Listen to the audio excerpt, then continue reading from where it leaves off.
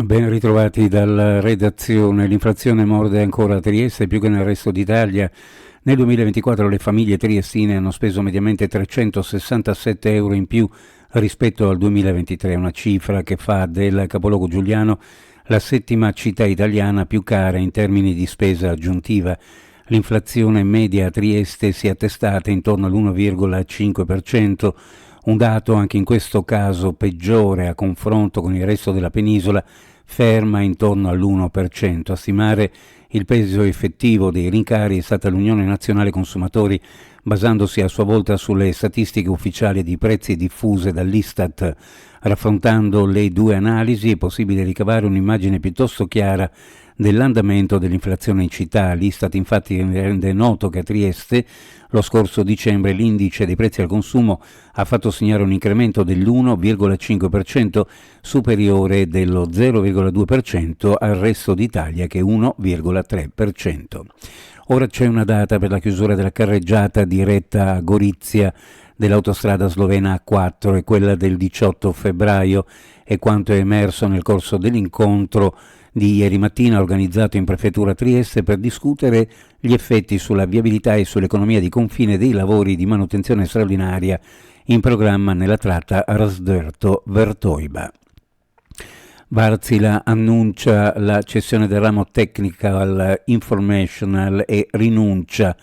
Ferma l'esternalizzazione di 120 dipendenti, di cui 23 operanti a Trieste e il gruppo indiano Larson Toubro.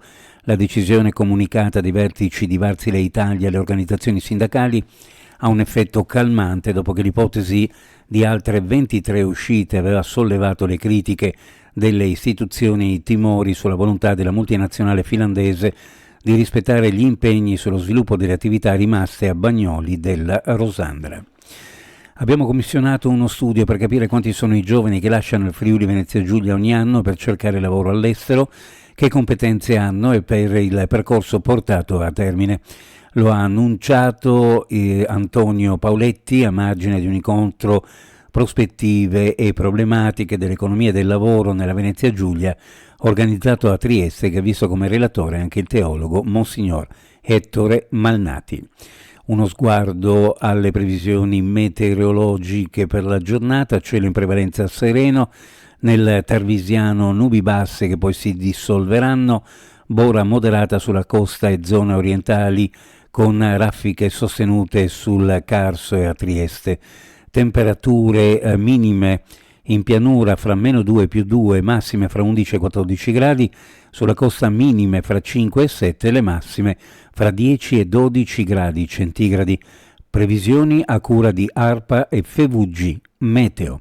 Ed è tutto per il momento con l'informazione, grazie per averci seguito, a più tardi.